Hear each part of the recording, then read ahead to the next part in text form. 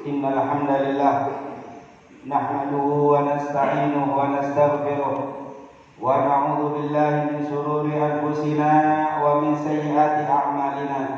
من يهده الله فلا مضل له ومن يضلله فلا هادي له.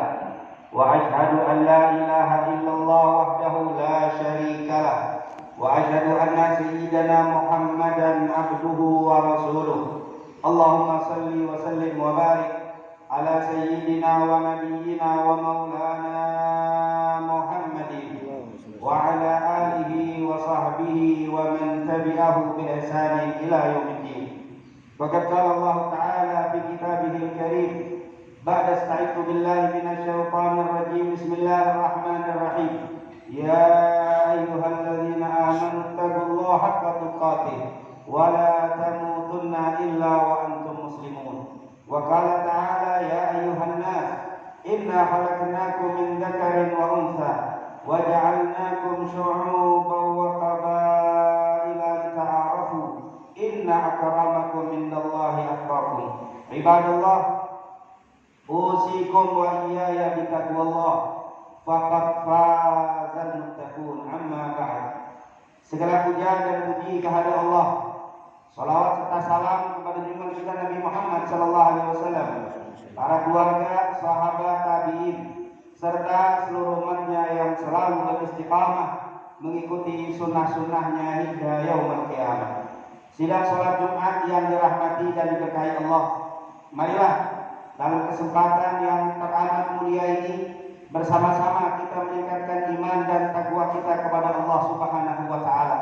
Karena memang mustahil dan tidak mungkin kita mendapatkan kemuliaan di dunia terlebih lagi kelak di yaumul qiyamah kecuali dengan cara bertakwa kepada Allah Subhanahu wa taala.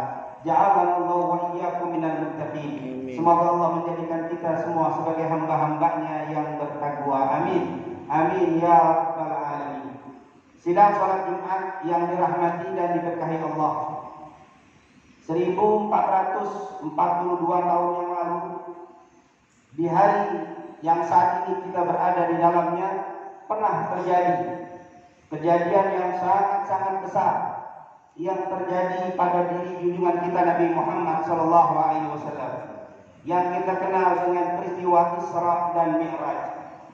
Al-Imam Abdul Ghani ibn Surur al-Maqdisi yang dikuatkan pendapatnya oleh Al-Imam An-Nawawi rahimahumullah bahwa kejadian Isra dan Mi'raj itu terjadi pada tanggal 27 Rajab, 1 tahun sebelum hijrahnya Nabi kita Nabi Muhammad SAW ke kota Madinah. Tentunya peristiwa Isra ini merupakan peristiwa yang setiap kita pribadi muslim dan muslimah tidak boleh ragu, tidak boleh tidak percaya, wajib percaya dengan peristiwa Isra dan Mi'rajnya Nabi Muhammad SAW. Bahkan hampir menjadi kesepakatan seluruh ulama, siapapun yang tidak percaya dengan peristiwa Isra-nya Nabi bisa mengeluarkan seseorang dari agamanya. Mereka mengatakan amana man aman wa kafara man kafar. Berimanlah mereka yang percaya dan kafirlah mereka yang ingkar dengan peristiwa Isra-nya Nabi Muhammad SAW. Kenapa? Karena memang peristiwa Isra ini diabadikan di dalam Al-Quranul Karim. Kalau tidak percaya peristiwa Isra berarti dia tidak percaya dengan Al-Quranul Karim. Kalau tidak percaya dengan Al-Quran, tidak diragukan dia akan keluar dari agama Nabi Muhammad SAW.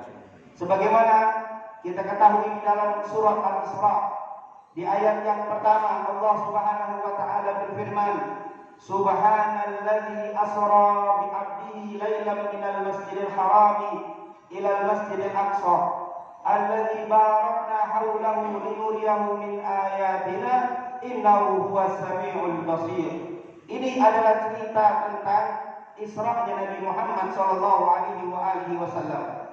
Kalau kita melihat hikmah dari ayat yang pertama dari surat Al-Isra ini sangat banyak sekali. Yang pertama bahwa Allah mengatakan kalimat Subhana, Maha Suci Allah. Dari sini kata para ulama, tanzihullah min kulli naqais. Allah itu bersih. Allah itu tidak punya sifat kekurangan. Semua sifat kesempurnaan hanya ada pada Allah Subhanahu wa taala. Sementara makhluknya pasti memiliki kekurangan, tidak ada yang sempurna. Oleh karena itu, siapapun yang menghendaki kesempurnaan dari makhluk Allah, dia akan mendapatkan kesia-siaan. Di dalam ilmu fikih, apabila imam kita di saat dia menjadi imam salah, maka makmumnya menegurnya dengan kalimat subhanallah. Seakan-akan kita katakan, Anda wahai imam, walaupun Anda ustaz, walaupun Anda kiai, walaupun Anda orang alim, tapi tetap tidak lepas dari salah dan lupa. Hanya Allah yang sempurna, tidak pernah salah dan tidak pernah lupa. Ini adalah hikmah yang pertama. Jadi bila kita punya istri ada kesalahan, itu adalah sifat manusia. Bila seorang istri mendapatkan suaminya kekurangan, ada yang salah, itu adalah sifat manusia. Yang sempurna hanya Allah Subhanahu wa taala. Begitu juga dalam kehidupan di komplek kita, di masyarakat kita, apabila tetangga ada yang kurang-kurang di dalam perbuatannya, itu adalah sifat manusia. Yang sempurna hanya Allah Subhanahu wa taala. Siapa yang menghendaki dalam kehidupan bermasyarakatnya, tetangganya inginnya sempurna dan tidak pernah salah, dia tidak akan pernah dapati. Yang nanti didapati hanya di dalam surganya Allah Subhanahu wa taala. Ini merupakan hikmah yang pertama. Jadilah orang-orang yang suka memaafkan atas kesalahan orang lain, karena kesalahan merupakan ciri khas daripada umat Nabi Muhammad SAW, bahkan manusia semuanya. Kullukum khata'un wa khairul khata'ina at-tawwabun. Tetapi tentunya bagi yang berbuat salah, jangan berlama-lama di dalam kesalahannya. Segeralah kembali ke jalan yang benar, segera bertaubat kepada Allah Subhanahu wa taala. Kemudian hikmah yang kedua, Isra ini dilakukan atau terjadi di malam hari. Subhanalladzi asra bi 'abdihi lailan. Kenapa di waktu malam? Karena memang malam merupakan waktu berkumpulnya semua kebaikan. Dikatakan oleh para ulama, banyak kejadian-kejadian besar di dalam syariat ini terjadi di waktu malam. Beberapa pekan ke depan kita akan mendapati malam nisfu Sya'ban. Setelah itu di bulan Ramadan kita akan mendapati malam Lailatul Qadar. Malam merupakan tempat waktu yang sangat-sangat luar biasa. Oleh karena itu, para ulama suka mengatakan man aradal ula sahiral layali. Siapa yang ingin mendapatkan kemuliaan, jangan digunakan malamnya hanya untuk tidur. Gunakan untuk munajah kepada Allah. Bangunlah di sebagian waktu malam kita. Wa minal laili fatahajjat bihi nafilatan lak asa ayyab'atsaka rabbuka maqaman mahmuda. Mustahil seseorang dijadikan kekasihnya Allah. Mustahil seseorang menjadi walinya Allah. Mustahil seseorang akan dihitung orang saleh di hadapan Allah kalau dia tidak bangun di malam harinya. Ini adalah merupakan sudah dikatakan oleh Rasul sallallahu alaihi wasallam, qiyamul lail min da'bis shalihin. Bangun malam adalah kebiasaan orang-orang saleh. Tidak ada seseorang dikatakan orang saleh tanpa qiyamul lail. Oleh karena itu hikmah yang kedua ini insyaallah bisa kita manfaatkan waktu malam kita dengan banyak beribadah kepada Allah Subhanahu wa taala. Yang terakhir, hikmah daripada surat Al-Isra ayat yang pertama, Allah perjalankan Nabi kita Nabi Muhammad SAW di waktu malam, minal masjidil haram ila masjidil aqsa alladzi barakna haulahu.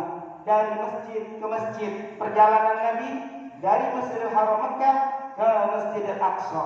Ini menunjukkan bahwa seorang muslim, seorang muslimah, seorang mukmin, seorang mukminah, hatinya harus selalu terpaut dengan masjid. Seorang muslim harus cinta dengan masjidnya. Seorang muslimah harus cinta dengan masjidnya. Seorang muslim harus berusaha memakmurkan masjidnya. Apabila ada seorang muslim tapi tidak cinta dengan masjidnya, tidak peduli dengan masjidnya, hatinya tidak terpaut dengan masjid, maka dipertanyakan keislamannya. Oleh karena itu Rasul pernah mengatakan sab'atun yudhilluhumullahu yawma la dhilla illa dhilluh wa rajulun qalbuhu mu'allaqun bil masajid. Sesungguhnya orang-orang yang hatinya selalu terpaut dengan masjid, nanti di yaumil qiyamah dia bakal dapat naungan di hari yang tidak ada naungan kecuali naungan dari Allah Subhanahu wa taala. Dan orang-orang yang beriman tidak pernah lepas hatinya dari masjid. Orang-orang yang memakmurkan masjid hanya orang-orang yang beriman. innama ya'muru masajidallah man amana billahi wal yawmil akhir. Hanya saja orang yang beriman kepada Allah dan hari akhir yang suka memakmurkan masjid. Kenapa? Karena keimanan kita akan bertambah dengan cepat dan subur apabila kita selalu hadir di dalam masjid. Hati kita selalu ada di dalam masjid. Cinta kita selalu kita berikan kepada masjid. Kenapa? Alladzi barakna haulahu. Karena masjid ini bisa memberikan keberkahan kepada orang-orang atau lingkungan yang ada di sekitarnya. Masjid bukan hanya berkah yang ada di dalam masjid saja. Masjid bukan hanya memberikan keberkahan untuk masjidnya, tapi masjid ini bisa memberikan keberkahan lingkungannya. Oleh karena itu, semoga dengan hikmah yang bisa kita ambil dari surat Al-Isra ini bertambah semangat kita untuk memakmurkan masjid-masjid kita semuanya. Amin. Amin ya rabbal alamin. Barakallahu li wa lakum fil Qur'anil azim wa nafa'ana bihi minal ayati wa dzikril hakim. Aqulu qawli hadza fastaghfiru innahu huwal